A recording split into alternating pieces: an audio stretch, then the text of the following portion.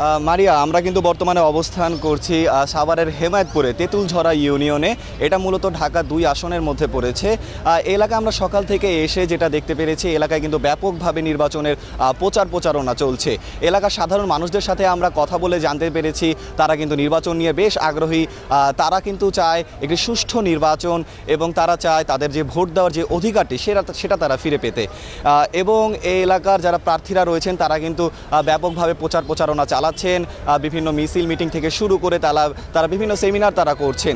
এলাকার মানুষদের একটাই প্রত্যাশা, তারা কিন্তু চাচ্ছে এই এলাকার আগামী যে এমপি হবেন তার কাছে সে এই এলাকার সার্বিক উন্নয়নের পাশাপাশি রাস্তাঘাটের উন্নয়নও কিন্তু তারা চাচ্ছে। এলাকার কিছু স্থানীয় মানুষদের সাথে আমি এখন কথা বলতে চাই, তারা নির্বাচন নিয়ে কি ভাবছে তাদের মতটা একটু জানতে চাচ্ছি। আগামী নির্বাচন নিয়ে আপনার ভাবনাটা কি? ভাবনা হলো আপনার, আমরা তো 10-15 বছর আগে ভোট দিচ্ছি, এরপর তো ভোট দিন। আমরা চাই বাংলাদেশে একটা সুস্থ নির্বাচন হোক। ভোট হলো আমার গণতন্ত্র অধিকার, আমরা চাই আমাদের ভোট সুষ্ঠুভাবে দিতে। আপনি নির্বাচনে কি ভাবছেন? আমি তো এবার প্রথম ভোটার। আমি চাচ্ছি নির্বাচন সুন্দর হোক, সুস্থ নির্বাচন হোক, এটাই চাচ্ছি। আপনারা তো এলাকায় বেশ বছর ধরে এখানে আছেন, এই এলাকার কি কি উন্নয়ন চাচ্ছেন এবং কেমন একটি নির্বাচন চাচ্ছেন? এখানে ভালো একটা নির্বাচন চাই, সুষ্ঠুভাবে যার জন্য যে উন্নয়ন করে তাকে আমরা ভোট দেব।